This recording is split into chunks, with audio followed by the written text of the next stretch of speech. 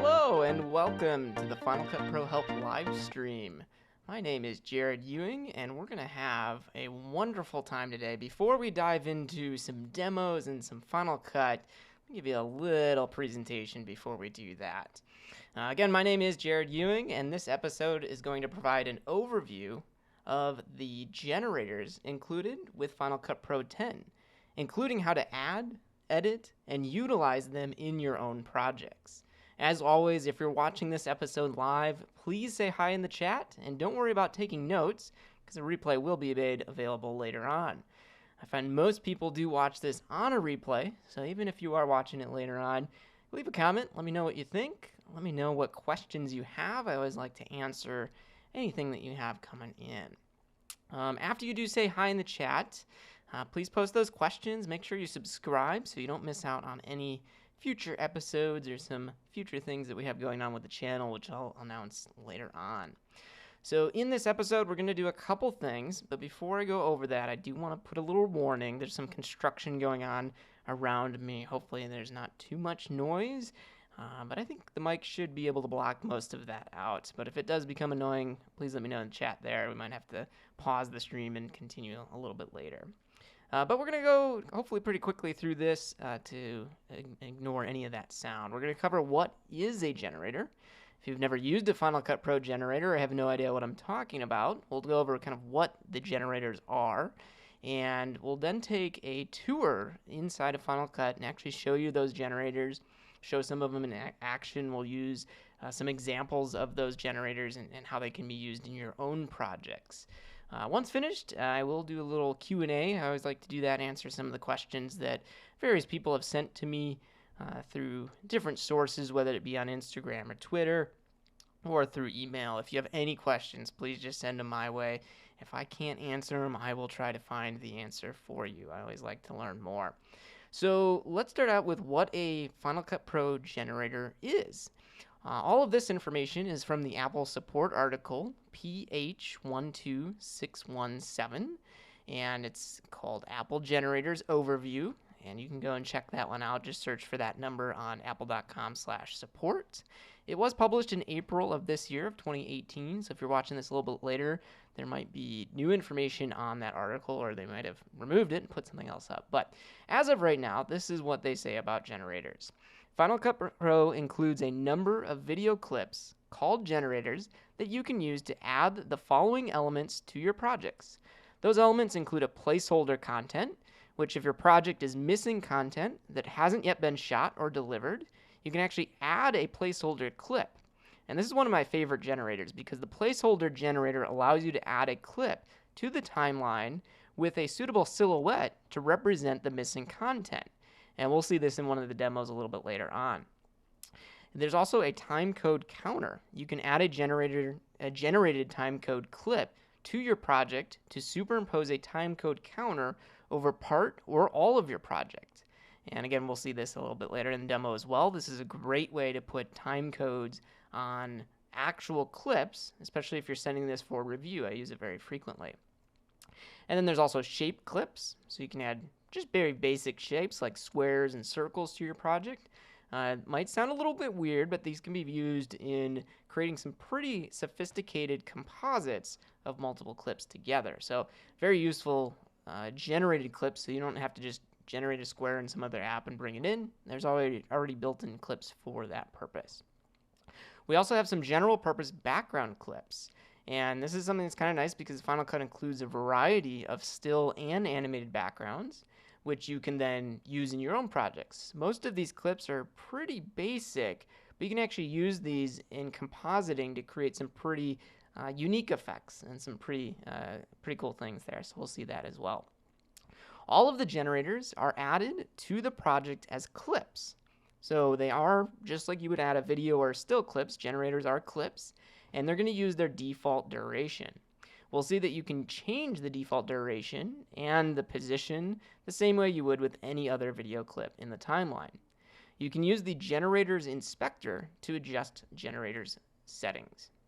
So let's actually see all of this with a demo. Let me exit out of Keynote here, and we'll dive right in to Final Cut Pro 10.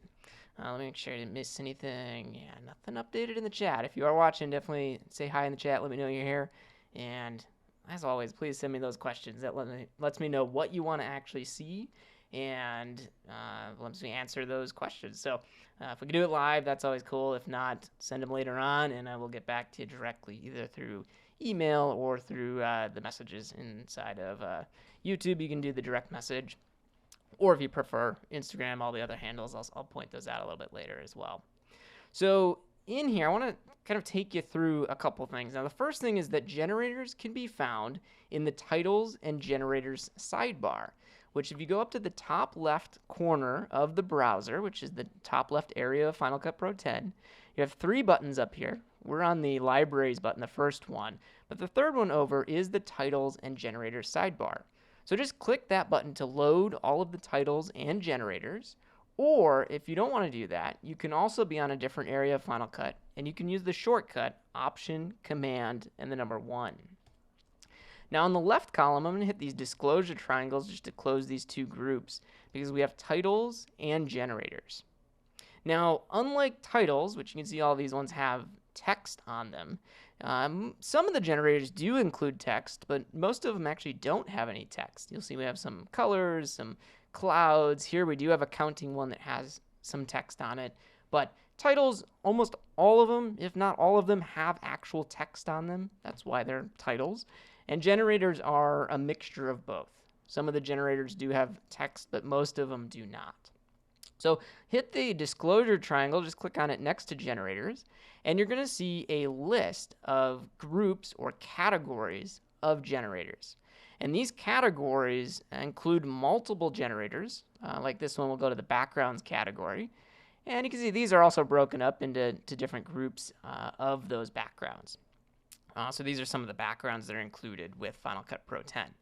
And another way to kind of use these backgrounds, you just want to add one. So let's just add one of these generators before we go into too much detail about them. To add a generator, just click and drag it down onto your timeline.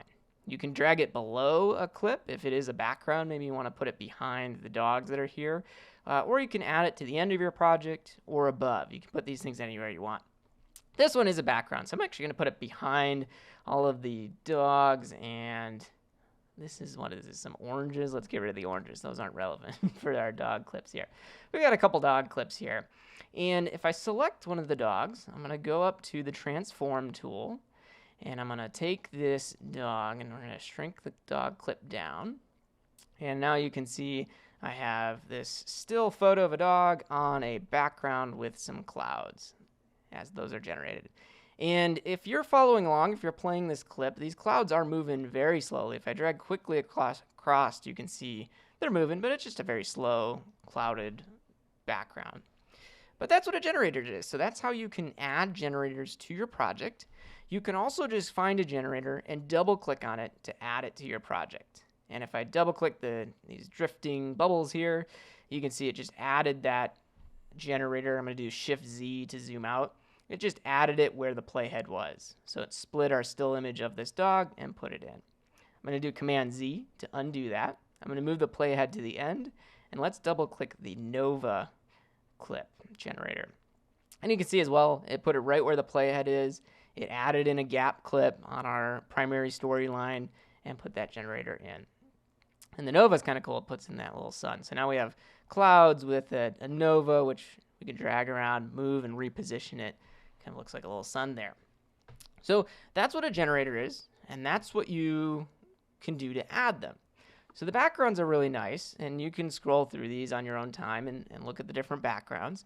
A lot of these have been added from Motion, the Motion application.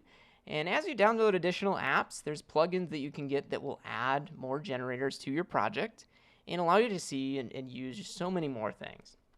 But those are the backgrounds. We also have an elements category, and there's only a couple in here, but in my opinion, the element generators that are included with Final Cut Pro 10 are some of the most useful, because this is where you'll see the time code generator. We see some shapes, placeholders, and a counting generator. So let's add a couple of these, because my favorite out of any generator is the placeholder one. There's a lot of times where I'm building a project where it's still kind of in the idea phases. You might even be thinking about storyboarding a project, and you can do that with these placeholder clips. So I'm just going to click and drag one of these placeholder clips down. And when we do that, notice this clip is just these two people. So two silhouettes there. It's a long shot. It's kind of far away. But maybe that's not the shot that I need. I'm going to go in and maybe I want a close-up shot if it's just one person. So this is how you can customize a generator. After you've added it, open up the inspector, which you can go up to the top right corner and click on the inspector button. Or like my little tooltip says there, you can hit Command 4 and that'll open up the inspector. At the top left of the inspector, there's different inspectors, and you might not have seen this one unless you've used a generator, but we have the generators inspector, and the generator inspector gives you the controls for the specific generator that is selected. And in this case, it's my placeholder clip. So pretty straightforward if you're used to filmmaking and even creating a storyboard, you'll see the different framing options. So we can do this as a close-up, and notice it adjusts those little silhouettes to the type of framing that I select. So like I said, maybe it's a close-up of just one person. I can go and change that, and now we just have the one person there. Maybe it's a female character. I can put that in there. And then we have the background too. I can even make this a city shot. We'll say it's urban, we get the little background there. I could go and say it's distant city, which you don't see too much of a change there because we're in a close-up. If I go back to the long shot, now you can see we have a city background as compared to the urban one, which is kind of close-up of buildings. I could do in limbo, which is no background, or I could say none and just have nothing in there. Notice that the whole time we've had the sun at the top here. So let's say it is going to be a distant city. If it's not a sunny day, I can change that to the specific type of day. So again, kind of stepping back a little bit, if you're thinking about storyboarding a project, you can actually use these clips to create an entire storyboard of what your project is going to look like. So right now I have the sunset or sunrise in a city. I'm going to add another placeholder clip that's going to be the exact same thing because maybe this little scene here is going to cut from the long shot to a close-up of that single person. So I'm going to change it to close-up, one person. It's still the female character. Our background is the distant city, and we have a sunrise, sunset happening. So now we go from our sunset here to a close-up shot. So pretty fun generator that's included with Final Cut Pro 10. And with the clip selected, you can also select if it's an interior versus an exterior, and you can put your notes on there as well. So you can have notes, which you're going to go over to the other inspector here, and under the placeholder selector, you could enter your notes about what this shot is. So maybe this is the first shot. You can just type in shot 1. Obviously, a lot more notes would go in there if this was a full-on scale production, but just as a quick example here. So that's the placeholder generator. Again, probably, if not my favorite generator that's included with Final Cut Pro 10 because of the potential that it has. With that said, we have a couple other ones here. We have one for counting, which works very similar. I just click and drag that placeholder down onto the project here, and notice we have a counting number from where the clip starts at 01 and going on up. And if I go into the inspector, I get some options for changing the way this is counting, what number it starts out on, which one it holds on. You have all of these different options here that you can change to really customize this generator a little bit further. So definitely play around with those. Don't forget the other inspectors are there to make your standard changes to this generator just like you would any other clip. That's not something special to generators. And that's the biggest thing. If you haven't noticed already, the inspector gives you a lot of freedom with these different generators that are here. So something that looks like just a normal shape object that's a circle, you can actually have this selected and go up and change from a whole bunch of various shapes here. So you can definitely customize this, adjust this, make changes to it. And you know, those are things that can be very powerful. But it's just knowing that the generator's inspector is there. Make sure to open that and see what options are there. And then finally, the time code one. This is a very common one I'll place at the top of a video and drag across the entire project, because then it will put the time code at the bottom. Now I can export and share this project to someone else, and they have a time code that they can visually see. They don't have to be going into QuickTime or looking on their phone for the specific time code. It's right on their page there. So when they're taking notes, they can see what the project is and the time code for that specific note that they're adding. I'll usually change this and include what version of the video is. So if this is the first draft, I might put version 0.1. That's just personally how I like to work, and that way they know which version they're working on. And sometimes they'll be taking screenshots or still images, and they'll send that to me in notes, and this is the way you can use that. Again, like everything, play with these different settings that are here, make it so that it's something that's relevant and works for you. So that is the time code generator. So just to review, we've seen the backgrounds, how you can add a background generator. We have some elements that you can add. But you're going to see some other ones that are here. We have solids. These are solid colors that you can add in to your project.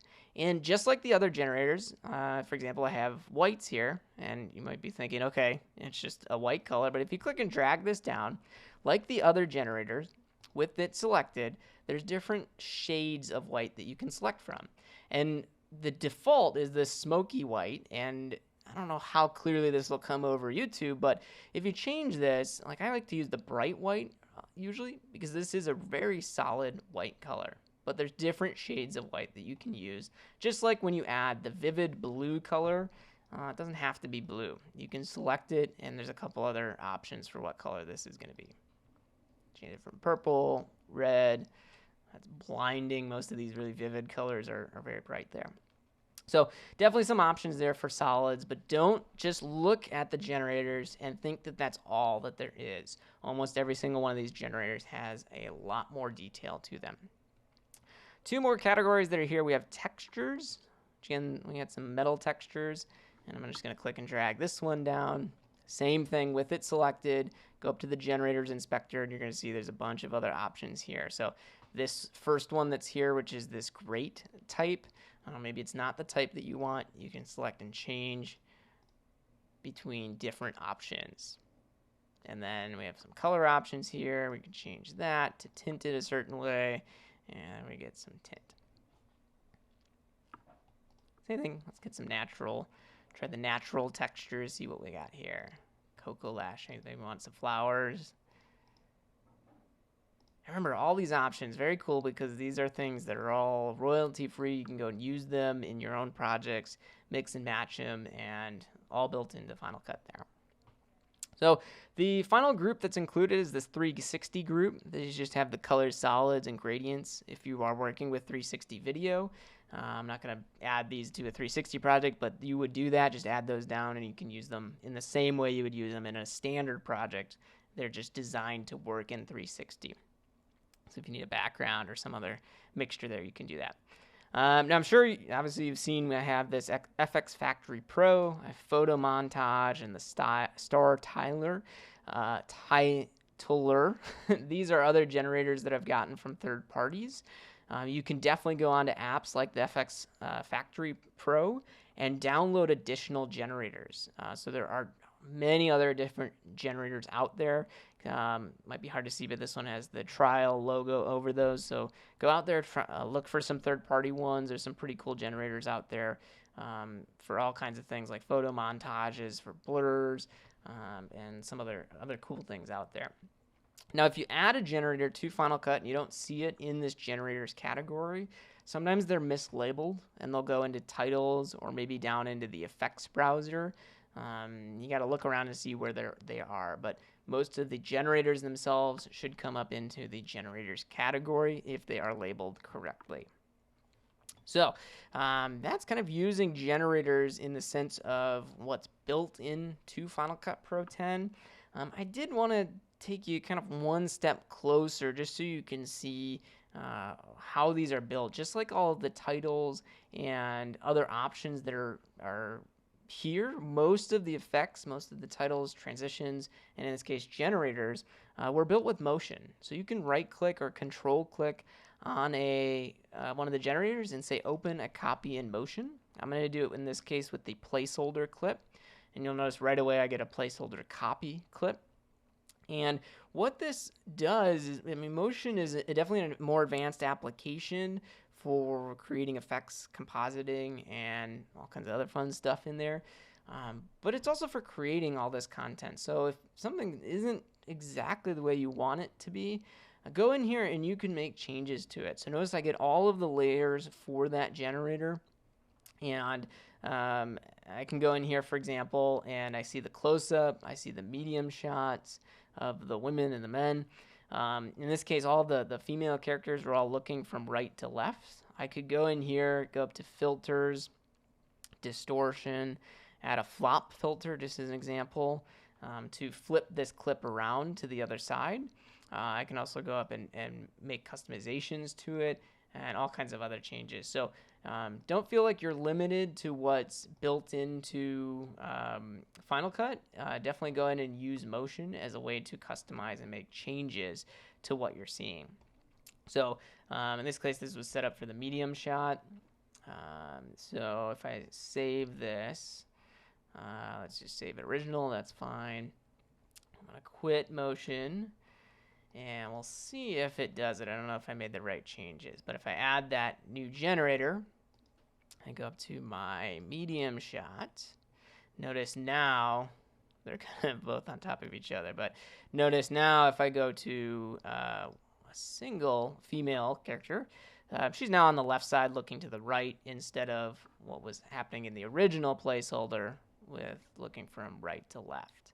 So you do have those options to make customizations just using Motion and making adjustments and seeing other stuff that's there. So here, notice she's on the right side. I use the flop filter to make her looking on the left side for that medium shot.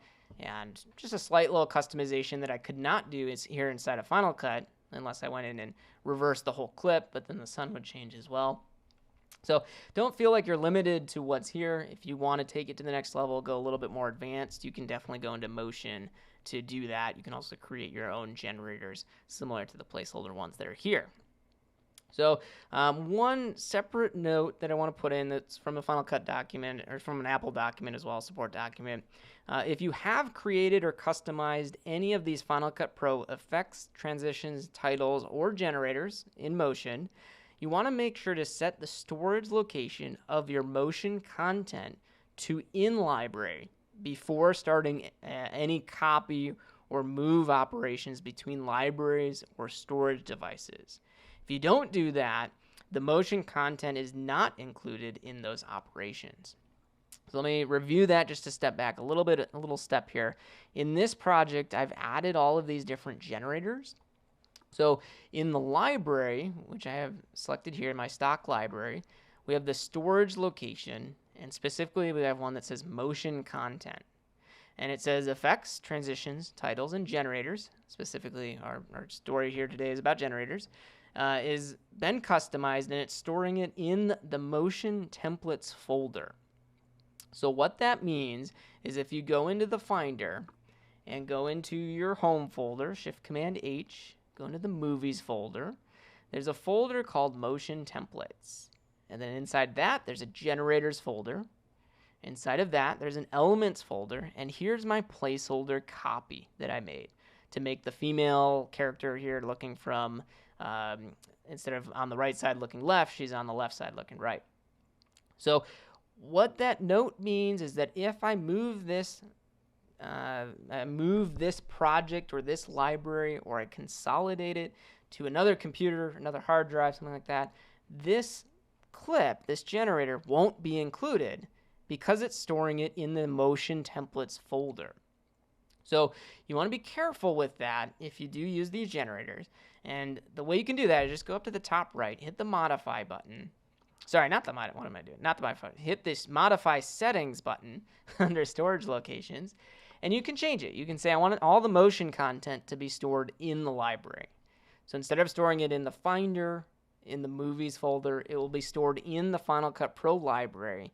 And that way, you can very easily just go in and move it to an external drive somewhere else. And as long as you have everything consolidated into your library, it will move with it. I know that that's very detailed, but if you move things around, you'll run into errors, and then that'll make a little bit more sense. If you run into any of those problems, have any questions about that, don't hesitate. Send me an email, finalcutprohelp@me.com. Leave a comment, reach out to me in some way, and I'll try to help out with that. I do also offer one-on-one training, so we can definitely get that set up as well if you want to go into a lot more detail. So that is it for the demo. So let me move on to our Q&A. Let me make sure and see. I don't see any comments right now in the chat, which is totally fine. If you got any, just post them in the chat there, and we can get them answered for you. I'm in a really nice position right now where I'm not getting flooded with questions, so hopefully that doesn't happen too much. But here are some of the questions I've gotten this month or that I've come across. First one, is there any way to move the portrait video like to the left or the right? So what I believe this person was specifically talking about is they have a portrait video that they've created. So let me go up to my projects. I don't think I have a project for this, so let's just do a new project. We're going to call my Instagram story because this is the most common place for it. The sorted event is fine. I'm going to do custom video, and I'm going to do 1080 by 1920, which if you're used to video, you'll know that that is vertical video, which is becoming very popular, depending on how you look at it, fortunately or unfortunately.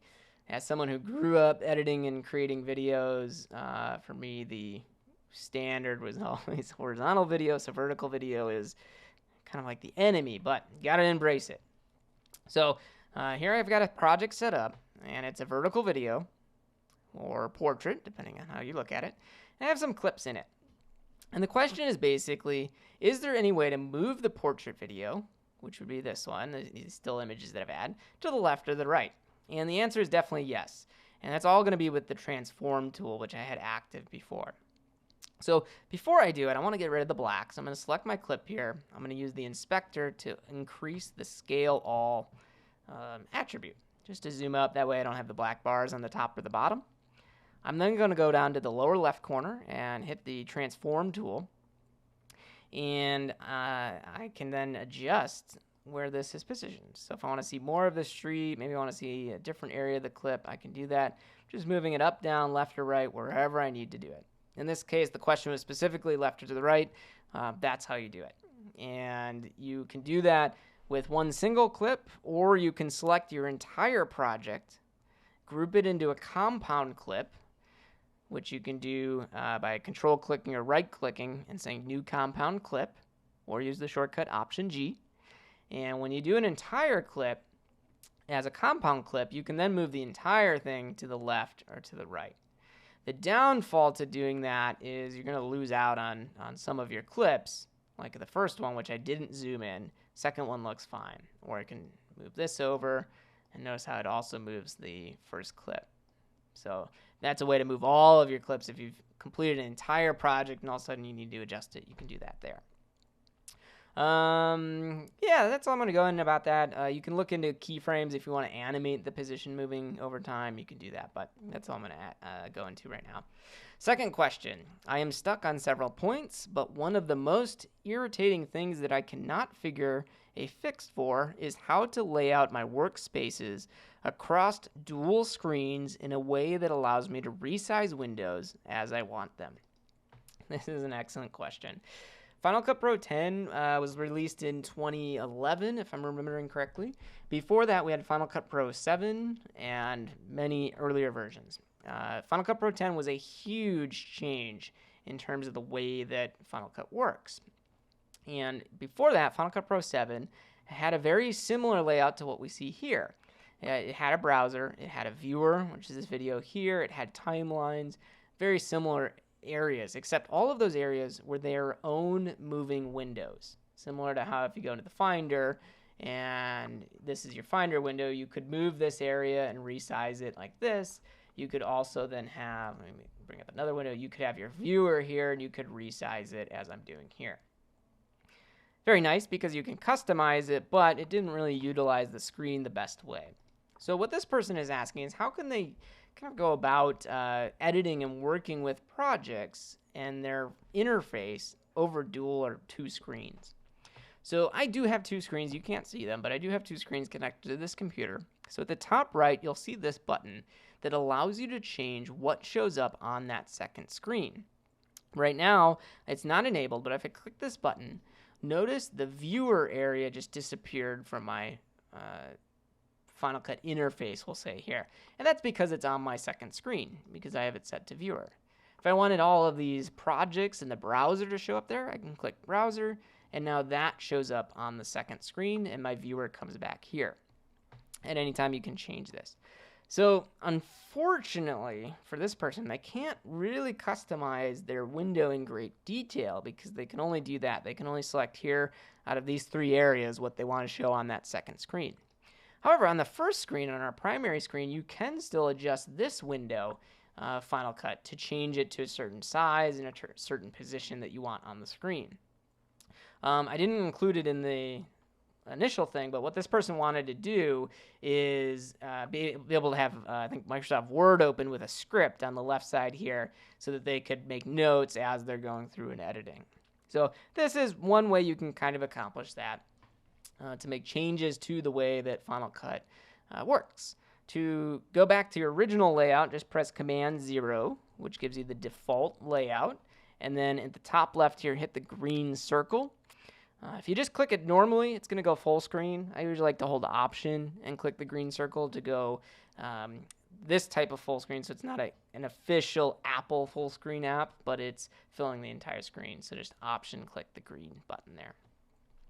Hopefully that answers the question there. I know I reached out to you specifically and you got the answer, but just wanted to do it here.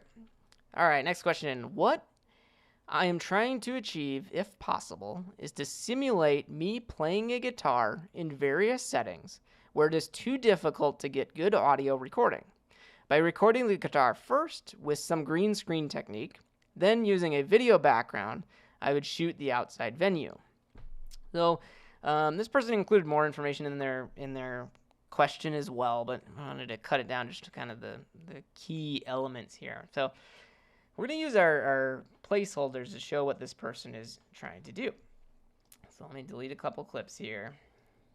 Actually, let's just delete the whole thing. That's fine.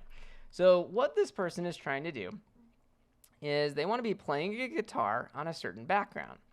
So I'm going to create the clouds background, and that's fine. And then let's get my placeholder image. So essentially the person wants to be on a specific background playing a guitar. So it's just going to be the one person. Background, we're going to do none. And we're going to do none for our sky there. So there we just have the person. So essentially what they want to be able to do is be sitting here playing their guitar on different backgrounds. In this case, I just used the sky, but you could have any kind of different background there.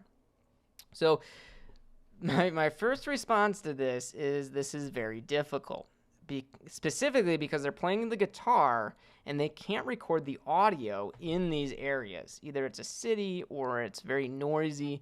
And honestly, my first thing, if you have money, is get better microphones to record in those locations.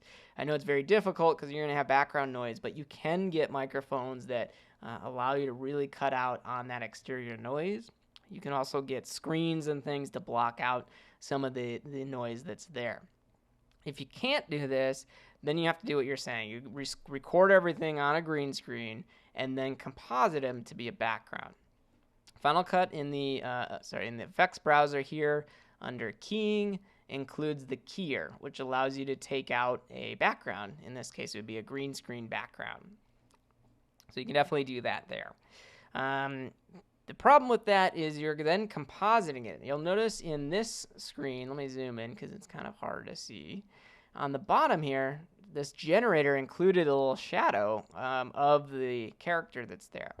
So you have to somehow get shadows and different elements like that to composite it really well, to put that, basically put yourself playing the guitar on the background that's there. It takes a lot of practice and kind of just doing that, multiplying to see what you can get. But honestly, record a couple practice clips and try it. And you'll see as you add it what the keyer needs, what different things look better versus worse. But my biggest tip is going to be lighting. If you can light your green screen correctly, you can then place it on the background pretty well. All right, and then question 4 here. I have a logo that needs to be flown in and zoomed out in the end. What is the right way to do that? Not really a right way to do anything, in my opinion, but let's say our little person here is our logo. You're going to use the inspector, specifically the video inspector, to transform or adjust this logo. So if this person is the logo coming into the clouds, I could do that. I can animate the scale. So I can make this extremely large until it fills the screen. Let's say 2,500%. I'm going to add a keyframe, and then I'm going to go a couple frames into the video. This is a 4-second video, so it's going to be pretty quick. And I'm going to take this all the way down to maybe 50%. It's automatically added a keyframe. Go a little bit further down, add another keyframe, and then go to the end of the clip. Add a third keyframe and take this back up to 2,500. I'm going to move this down and let me play this for you. So we have it here. We're going to see one little issue, but we'll fix that. And then there our logo flies in, sits there for a couple seconds, and then flies out. So that's one way to do that. You can also go in here, Command T, add some cross dissolves, allow it to fade in, and then fade out when it goes out. I'm going to use Control V to bring up my video animation. I'm actually going to move those transform keyframes to the left and to the right to speed up that animation that I created. I remember that from last live show with using the video animation. There it goes in a little bit faster, flies in. It's on screen for, 3 or 4 seconds, and then flies out at the end. That's one way to do it. You can also go in and do it with transitions. So let me bring in a shapes generator. Let's pretend this circle is our logo. I'm going to make it a little bit smaller. I can then go to my transitions and find a transition that would work better. So obviously just dissolving is not going to be that great. What do we have here? Probably, is there a zoom wipe? I think there's a zoom wipe. Let's do all. Type in zoom to do a search.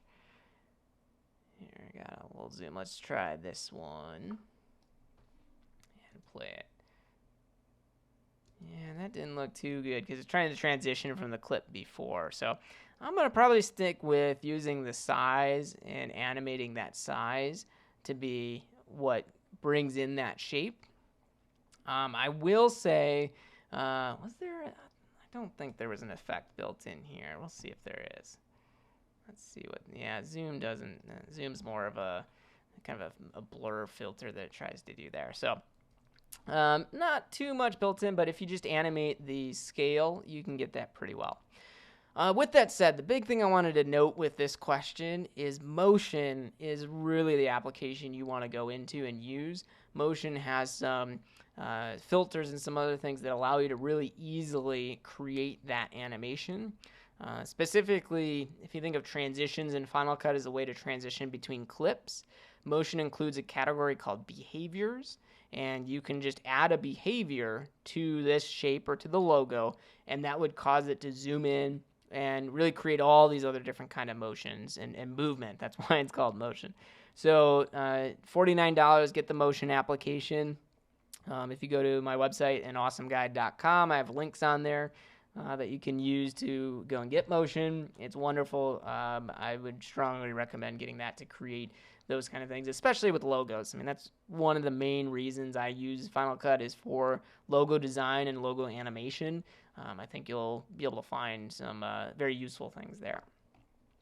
Okay, let me do Command Z here for our next question. I'm going to go back to where I had all the dog pictures. I want to set up a project for this next one because this this question is very cool and something that I have actually used a lot in the past couple days on a project I'm working on. So the question is, how do you edit the edges of multiple clips?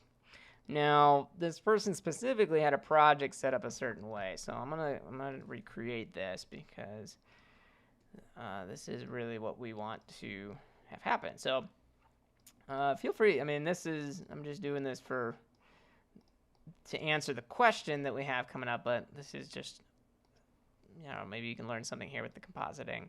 And I'm just layering a whole bunch of clips on top of each other. I'm then going to animate and move these around using the transform tool. So maybe that dog goes over there. We'll shrink this dog down here. Select that one. He's really zoomed in, so we'll use the inspector to zoom down. Got our happy dog. Really happy dog there in the background. I'm going to move him up a little bit.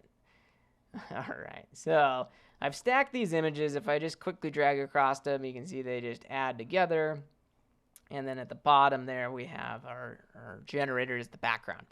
So the question essentially is, you have all these edges on the right side here, right, of these clips.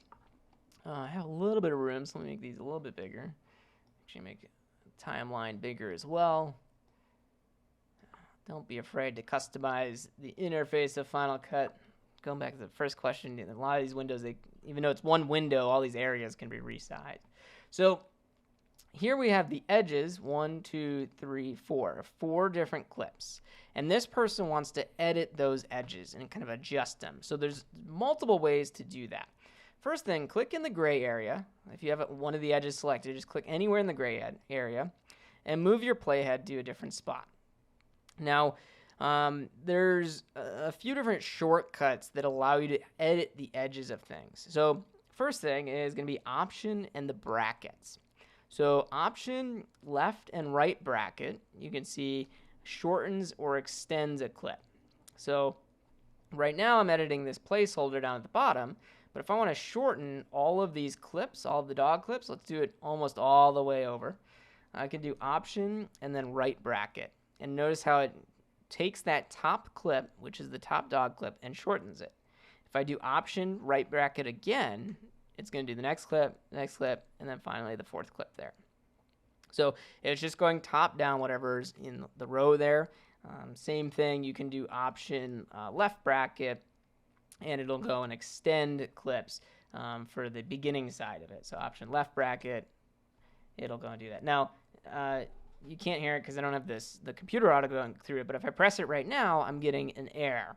And that's because of where the playhead is. If you remember the right one, it shortened all of them. It all depends on where this playhead is. So in this second clip here, it's where the halfway point of the clip is. So if I move the playhead over to the left side of the clip and then do Option, left bracket, it will shorten it. But if you're beyond the halfway point, Option, left bracket won't go down and do the next clip. So it's only about the beginning and the end of the specific clip based on that halfway point. I know it can be kind of confusing, but try it out a little bit. Option, brackets, you'll be able to go through and shorten clips. So that's one shortcut that's there. The other one is the Option key and the backslash. The Option / which is the one just underneath the delete key above the return key. So Option / does the same thing there.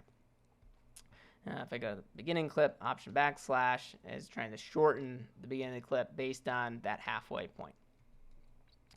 So we got Option brackets and Option /. If the playhead is before, and this is just the official wording, but if the playhead is before the middle of the clip, it trims the beginning. If the playhead is after the middle of the clip, it trims the edge, or it trims the end. That's what the Option and / key does. So look at the dog clip here, the white dog on the top. If my playhead is towards the beginning of the clip and I do Option /, it trims the front of the clip. If I go towards the end of the clip and do Option /, it's going to trim the end of that clip.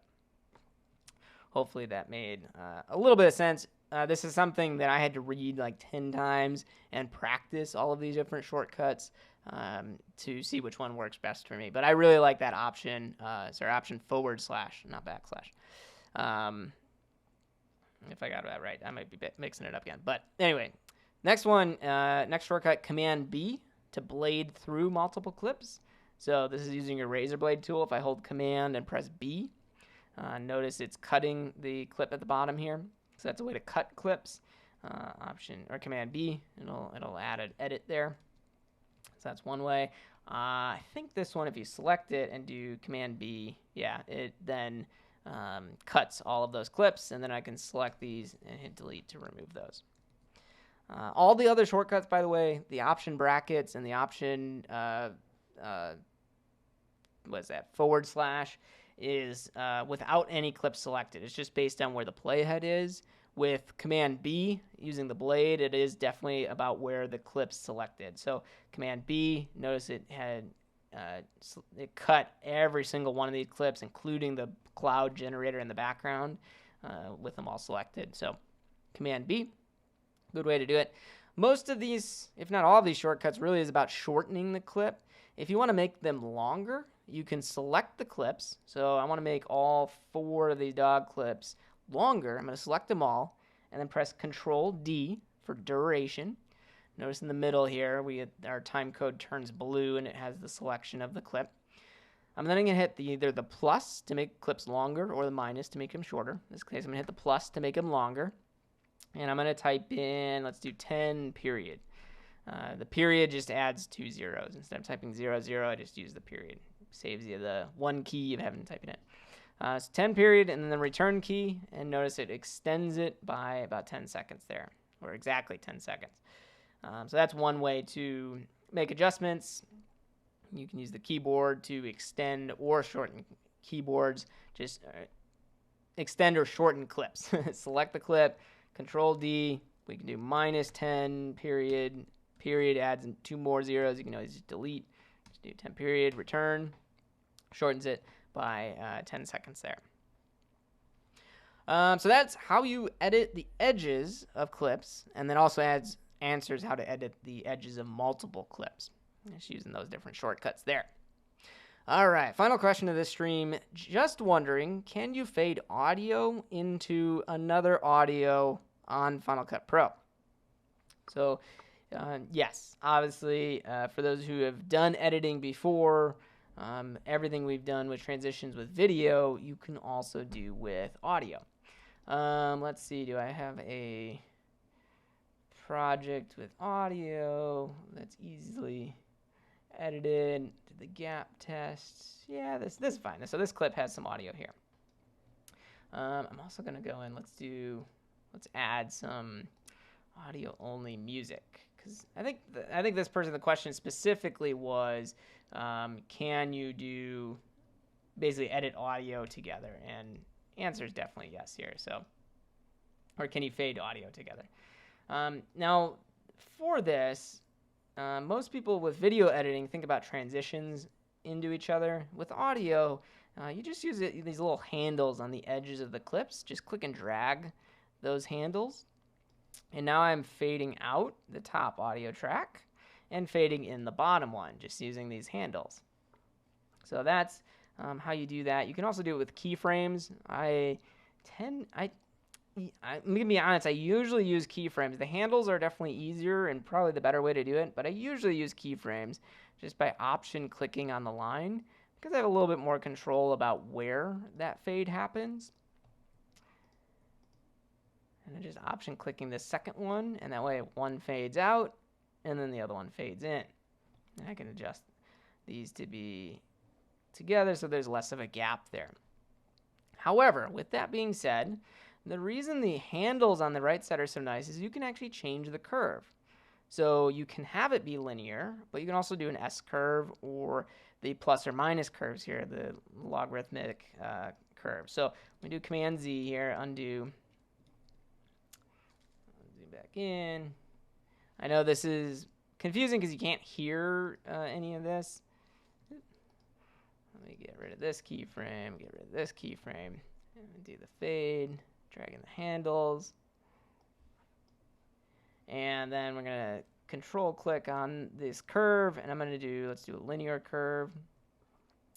Let's do an let's do an S curve here. That's it. So notice this curve is now S-shaped, and then the bottom one is just a straight line going up. So control clicking on the handles gives you those options for how you want to fade the audio between each other.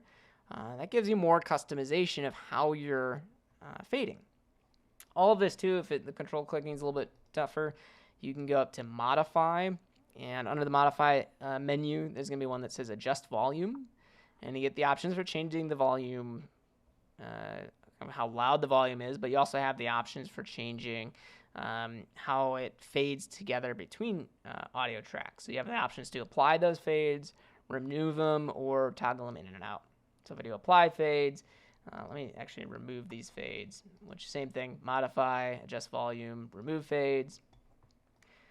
I'm going to shift Z this to go all the way out with it selected. I can go back to modify. And this is a really easy way to do it just because you can do it with a command and then apply fades. And then that's it. So now if I go down to the clip, the fades have been applied to those clips. Right? Did it do it? Yeah, I think it's doing it. Just we can't see it happening, but if you were to listen to it, it would happen there. So that's the modify menu for adjusting the volume level. Again, answering the question, can you fade audio into each other? Yes. Just have to layer them on top of each other. Usually I don't recommend using a transition, even though you can go in here and do Command T and add a normal transition, like a cross dissolve, and they will transition together. The reason I don't recommend doing that is you just have a lot more control using these handles. So I would strongly recommend getting used to that. Yeah, that's all I have to say for that one, right? Drag handles. Yeah, that's all I had on the notes for that one. I don't see any questions in the chat. Totally fine. If you do have any questions, don't hesitate to reach out. Let me know. We will do more of these episodes, but I do have a few other slides here for you before we finish off. Some additional resources that are out there. Again, I always point this out every single episode. Please use that help menu. Final Cut Pro includes the help menu. It includes a manual, includes the ability to search through all the other menus. That help menu is very powerful, so use that as a way to find answers to your questions. I mean, that's the first place I always go to if I have a question. Second, I've written a guide, an awesome guide to Final Cut Pro 10. You can find that on all kinds of different stores out there. Amazon, Kobo, the Apple Bookstore, all of those different ones. Barnes & Noble with the Nook. That helps. All the proceeds there really help to support this channel and support what I do. But also, if you have questions about things, I've tried to pack that book with a lot of information. But if you have any issues with it, if you do go out and purchase it, let me know. And that's how I can make the guides better in the future and answer your questions. And in addition to the guides, at Final Cut Pro Help is my handle on Instagram, Twitter, Facebook, and the YouTube channel here, youtube.com/Final Cut Pro Help. So don't hesitate to reach out on all those social networks. Specifically right now, the big one's been Instagram. Every single day for almost a year, I've been posting a new clip on there with a Final Cut Pro 10 shortcut. So you can learn a lot about little features of Final Cut and shortcuts that are out there through the Instagram feed. What else there? We got me. So finalcutprohelp@me.com. That's my email address and ours here. So please send an email with any questions that you do have. I would say out of any resource, that's probably the one that I'm able to get back to you the quickest. I just have access to that almost everywhere I am. So don't hesitate there. And if you go over to the website, anawesomeguide.com, it is very unfinished, but there's some information on there. I like to post periodically blog posts and some other information on there, but that is where you can get some other resources. And yeah, that is some of the additional resources that I have. So one thing I wanted to throw out there, this is the first I've publicly talked about this, but obviously you're going to see that, is I've been doing the daily Instagram posts. I'm now, for the month of September, I'm going to try to, this is my goal, is try to post a new video every single day to the YouTube channel. I've kind of neglected the YouTube channel as far as new content outside of these live streams. So subscribe. You're going to get hopefully new notification when I get those videos posted. And a lot of them are going to be really short. The one I'm going to do today is just simply about downloading and installing Final Cut, making the purchase of Final Cut, and some other tips around that. But I'm just going to do a tip every single day, some feature related to Final Cut. So subscribe. You'll avoid missing any of those.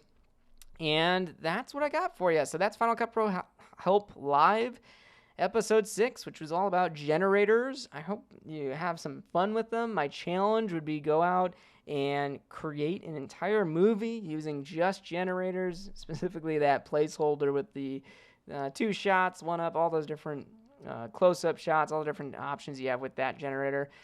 Create like a 2 to 3 minute movie using the generators. Put the script on there, put titles with the text, all that good stuff. If you can do it with just generators, even better, but that's my challenge for you.